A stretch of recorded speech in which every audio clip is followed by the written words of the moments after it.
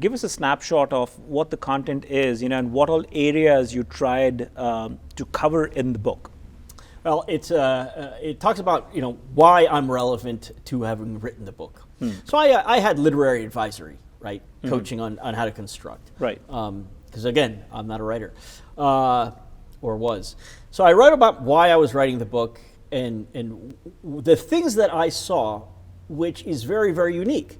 I have a lot of friends in corporations, but they work at those corporations. When you're in my seat in an agency and you're working with a whole bunch of the top companies, year after year after year, decade after decade, you start to put things put pieces together that you just simply can't. Right. So there's that. Then I just talked about the American dream and what it was and what it stood for. And with income inequality growing to the point that it is knocking on the door of an epidemic. Yes. And then you have ageism growing into ever younger ages. And then you look at the psychological, mental, and physical, emotional issues that people go through alone.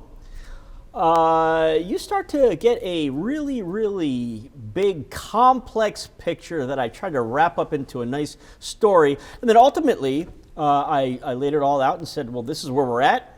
And here are ideas on things that you can do about them. And I present it from the candidate end, from the employer end, policy end, because a lot of it is also policy. Right. Absolutely. You said it very aptly.